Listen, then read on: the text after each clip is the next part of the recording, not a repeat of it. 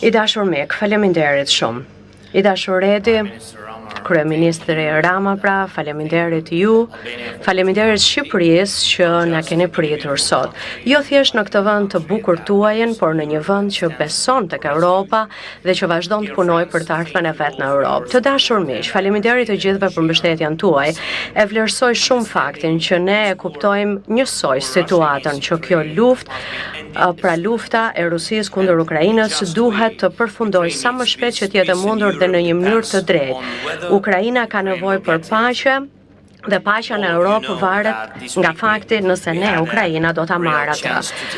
Ju të gjithë e dini që këtë javë ne patëm mundësinë që të merrem, nëse do të ishte pra mundur të ndërmerrem disa hapa të rëndësishme për ta mbyllur luftën, për t'i dhënë fund asaj, në rast se Putini nuk do të kishte patur frikë të vinte në Turqi. Unë isha dje në Ankara dhe isha sigurisht që u pritëm nga presidenti Erdogan dhe isha i gatshëm për një takim të drejt për drejt me Putinin, qoftë në Ankara apo në Stamboll.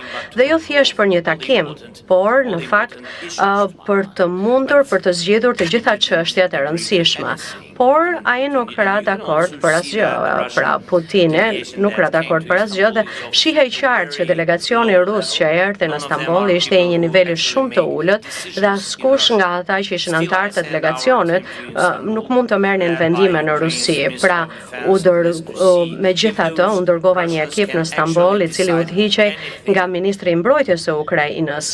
Të paktën pra për të parë nëse rusët do të arrinin që të vendosin ndonjë gjë. Gjithsesi, përparësia jo numër 1 është që të ketë një armëpushim të plotë e të pakushtëzuar dhe të drejtë. Pra, pikërisht sepse vrasja duhet të marrin fund, të krijohet një bazë e duhur për diplomacinë dhe në rast se përfaqësuesit e Rusisë në Stamboll sot nuk do të arrijnë të bien dakord për këtë gjë, një hapi parë shumë i nevojshëm dhe i domosdoshëm, atëherë është 100% e qartë që Putini vazhdon të minojë diplomacinë dhe në rast se pra nuk do të ndodhë kjo, atëherë është shumë e qartë që duhet ne të arrijmë një rezultat dhe ky rezultat duhet fillojë me armëpushimin. Delegacioni i Ukrainës e ka mandatin për ta marrë këtë vendim, siç e pam ne dje.